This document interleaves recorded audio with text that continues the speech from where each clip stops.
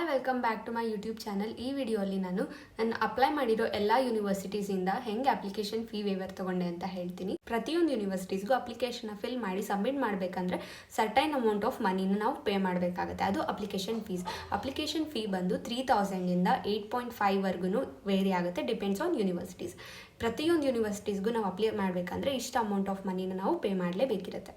Almost 90% of US universities ನಮಗೆ application fee ವೇವರ್ನ ಕೊಡ್ತಾರೆ. ಅದರಲ್ಲಿ 3 ವೇಸ್ ಇರುತ್ತೆ ನಾವು ಹೇಗೆ ತೊಗೊಬೋದಂತ. ಫಸ್ಟ್ ಅಂತ ಅಂದರೆ ವೆಬಿನಾರ್, ಇಲ್ಲಾಂದರೆ ಆನ್ಲೈನ್ ಇವೆಂಟ್ಸ್ ಇರುತ್ತೆ ಯೂನಿವರ್ಸಿಟೀಸ್ ಕಡೆಯಿಂದ, ಇಲ್ಲಾಂದರೆ ಆ ಪರ್ಟಿಕ್ಯುಲರ್ ಡಿಪಾರ್ಟ್ಮೆಂಟ್ ಕಡೆಯಿಂದ. ಅದರಿಂದ ನಾವು ಅಟೆಂಡ್ ಮಾಡಿದ್ರೆ ನಮಗೆ ವೇವರ್ ಕೋಡ್ನ ಕೊಡ್ತಾರೆ.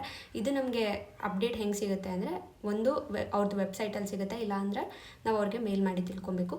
ಸೆಕೆಂಡ್ ವೇ ಅಂತ ಅಂದರೆ ಯಾವುದಾದ್ರೂ ಸ್ಪೆಷಲ್ ಈವೆಂಟ್ಸ್ ಇರುತ್ತೆ, ಅಂದರೆ ಇವಾಗ ಇಂಜಿನಿಯರ್ಸ್ ಡೇ ಇರ್ಬೋದು, ಇಲ್ಲಾಂದರೆ ಅವ್ರ ಕಾಲೇಜ್ದು 10th ಇಯರ್ ಆ್ಯನಿವರ್ಸರಿ, ಆ ಥರ ಏನಾದರೂ ಸ್ಪೆಷಲ್ ಅಕೇಶನ್ ಇರುತ್ತಲ್ಲ, ಆವಾಗಲೂ ಕೂಡ ಎಲ್ರಿಗೂ ಫ್ರೀ ಆಗಿ ಅಪ್ಲಿಕೇಶನ್ನ ಹಾಕೋದಕ್ಕೆ ಕೊಡ್ತಾರೆ.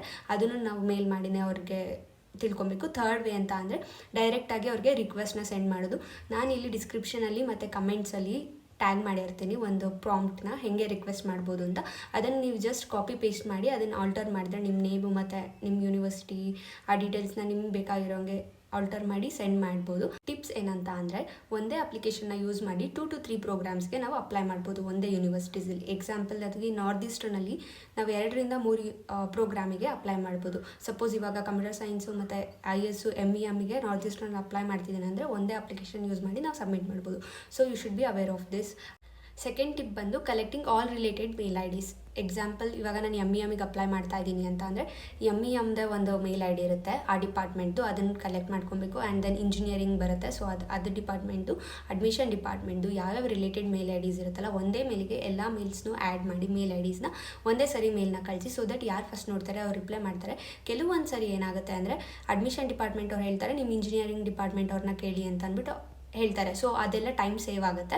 ಒಂದೇ ಸರಿ ಎಲ್ಲ ಮೇಲ್ಸ್ನ ಆ್ಯಡ್ ಮಾಡಿಬಿಟ್ಟು ಮೇಲ್ನ ಸೆಂಡ್ ಮಾಡಿ. ಟಿಪ್ ಅಂದರೆ ನಮ್ಮದು ಮೇಲ್ ಏನಿರುತ್ತೆ ಅದು ಲಾಂಗ್ ಆಗಿರಬಾರ್ದು, ಶಾರ್ಟ್ ಆಗಿರಬೇಕು. ಆ್ಯಂಡ್ ದೆನ್ ಅದರಲ್ಲಿ ರಿಕ್ವೆಸ್ಟಿಂಗ್ ಆಗಿ ಇರಬೇಕು. ನಾನು ಪ್ರಾಂಪ್ಟ್ ಕೊಟ್ಟಿದ್ದಾನಲ್ಲ ಅದನ್ನು ನೀವು ಯೂಸ್ ಮಾಡ್ಕೊಬೋದು. ಆ್ಯಂಡ್ ದೆನ್ ನಾವು ಅವೇರ್ ಆಗಿರಬೇಕಾಗಿರೋದೇನೆಂದರೆ, ವೇವರ್ ಕೋಡ್ ಏನಿರುತ್ತಲ್ಲ ಕೆಲವೊಂದು ಸರಿ ಯೂನಿವರ್ಸಲ್ ಆಗಿರುತ್ತೆ, ಅಂದರೆ ಪ್ರತಿಯೊಬ್ಬ ಸ್ಟೂಡೆಂಟ್ಗೂ ಒಂದೇ ವೇವರ್ ಕೋಡ್ ಇರುತ್ತೆ. ಇನ್ನು ಕೆಲವೊಂದು ಸರಿ ಇಂಡಿವಿಜುವಲ್ ಒಬ್ರೊಬ್ರಿಗೇ ಒಂದೊಂದು ವೇವರ್ ಕೋಡ್ನ ಕೊಡ್ತಾರೆ. ಸೊ ನಿಮ್ಮ ವೇವರ್ ಕೋಡ್ನ ಶೇರ್ ಮಾಡೋಕ್ಕೆ ಹೋಗ್ಬೇಡಿ, ನೀವೇ ಮೇಲ್ ಮಾಡಿ ನಿಮ್ಮ ವೇವರ್ ಕೋಡ್ನ ರಿಕ್ವೆಸ್ಟ್ ಮಾಡಿ ತೊಗೊಳ್ಳಿ. ಈ ವಿಡಿಯೋ ನಿಮಗೆ ಹೆಲ್ಪ್ಫುಲ್ ಆಗಿದೆ ಅಂತ ಅನ್ಕೊಂತೀನಿ. ನೆಕ್ಸ್ಟ್ ವಿಡಿಯೋಲ್ಲಿ ಸಿಗೋಣ. ಬಾಯ್.